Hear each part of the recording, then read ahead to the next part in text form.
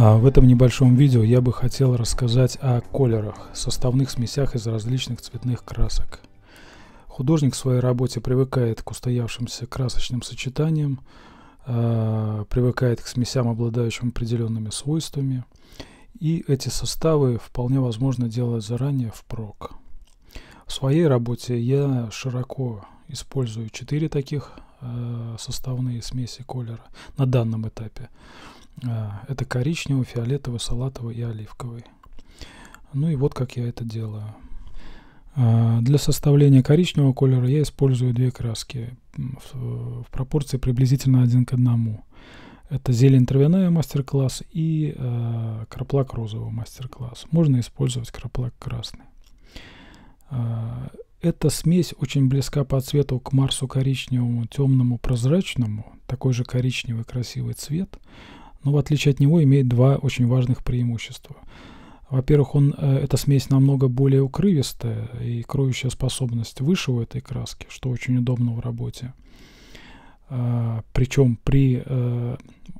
у нее остается точно такая же лессировочная способность, как и у Марса прозрачного. То есть и зелень травяная, и краплак краски лессировочные, прозрачные, и в тонких слоях они очень красивые. Вот тут я добавил, кстати, немножко масла, чтобы сделать свою смесь более пластичную, уже более пригодную к работе кисти. Масло льна добавил немножко. Вот здесь я немножко смотрю на цвет, корректирую в более коричневую сторону с помощью зеленой краски. Вот второе преимущество этой смеси — это то, что она не так быстро сохнет, в отличие от Марса. Марс в тонких слоях сохнет быстро, 2-3 часа, особенно летом. Это часто мешает работе, то есть уже слои становятся малоподвижные, сухие, работа ведется как бы по-сухому, что не всегда удобно. Плюс это иногда портит кисти. Немножко забудешься помыть ее, там день какой-то или даже полдня, и краска уже очень на кисти очень сухая, ее приходится размачивать ацетоном или еще что-то с ней делать. То есть небольшие неудобства. Эта смесь работает вменяемое количество времени, то есть можно работать сутки с этой краской. Вот тут я заворачиваю в полиэтилен, не в полиэтилен, а точнее в цветочную пленку. В отличие от полиэтилена, цветочная пленка не пропускает кислород, и вот в таком фунтике колер может находиться несколько месяцев в рабочем состоянии. Вот так я его заворачиваю, отрезаю уголочек, и получается своеобразный такой как бы тюбик-конвертик, что ли. Вот, можно это делать в баночку, конечно, какие-то баночки приспособить. Можно вообще просто перед работой намешивать колера, но это не очень удобно. Это трата времени. Лучше, конечно, заранее сделать. Я привык вот так вот заранее делать смеси и потом вот так вот работать. Для следующего фиолетового колера я использую также Марс, также краплак розовый. Можно использовать краплак красный, но с розовым краплаком смесь намного более звонкая и насыщенная. Можно использовать разные синие. Я использую FC для большей укрывистой способности. Но можно использовать и ультрамарин, можно использовать кобальт. В этом случае они будут еще более красивые, но мне нужна укрывистость, поэтому вот как в данном случае я на 3 тюбика краплака использую приблизительно половину тюбика голубой FC мастер-класс. Эта смесь очень темная, очень кроющая, очень звонкая и колеровочная, и лессировочная. То есть эти краски прозрачные, могут в тонких слоях быть очень красивыми. Также я ее разбавил немножко маслом для удобства работы кистью. Да, вот еще немного корректирую смесь в холодную сторону, но не советую делать смесь очень холодной, чтобы не было такого чернильного оттенка.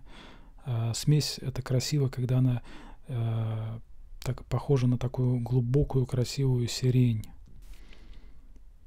Вот приблизительно вот такой вот оттенок. Оттенок, повторюсь, очень кроющий, очень лессировочный, очень достаточно красивый. Он, возможно, не такой яркий, как цвета, как фиолетовые краски, уже готовые в тюбиках. Но в отличие от них, самое главное, самое важное преимущество этой краски — это ее кроющая способность, мощная кроющая сила.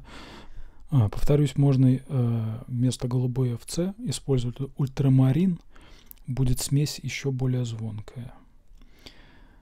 Вот. Вот тут опять такой же фунтик, очень удобный. Следующий колер салатовый. Для его основы я использую кадмий лимонный Ладога, окрашенный небольшим количеством изумрудной зеленой. Этот колер очень насыщенный, и без него не написать летнего пейзажа и многих других вещей. Это очень звонкая краска. Вот как видите, на 3 или 4 тюбика, я тут уже не помню, сколько я использовал, я выдавил приблизительно 1 сантиметр изумрудный. Вот такое небольшое количество нужно всего лишь этого изумрудки, чтобы окрасить кадмий лимонный для вот этого цвета. Вот такой вот очень звонкий, насыщенный цвет, показывающий солнечную зелень. Ну и многие другие вещи можно им делать. Ну и последнее — это оливковый колер. Делаю я его из охры желтой, не какой-нибудь, а именно желтой, и примерно 50%, то есть 2 к 1, охры больше, зелени травяной мастер-класс. Вот получается такой приятный оливковый оттенок, тоже для летнего пейзажа, для каких-то, для портретов, для фонов. Очень хороший, годный колер. И в заключение я хотел бы рассказать о красках, которые я использую в своих работах. Просто меня об этом часто спрашивают. Так вот, с левого нижнего угла это наш колер коричневый, который я вам только что показывал. Кадмий темный, кадмий красный темный, кадмий красный светлый, кадмий оранжевый, кадмий желтый светлый, кадмий лимонный иногда используется. Потом вот этот колер салатовый. Затем лежат зелень травяная, оливковый колер также часто используется, бирюза очень часто используется в работах. Потом что-то голубое, или же это кобальт голубой, или же ультрамарин. Иногда ФЦ, редко, но бывает ФЦ. Потом в углу лежит колер фиолетовый и краплак розовый, собственно. Ну и белила титановые. Вот и все краски, которые повсеместные, которые можно использовать для любых работ.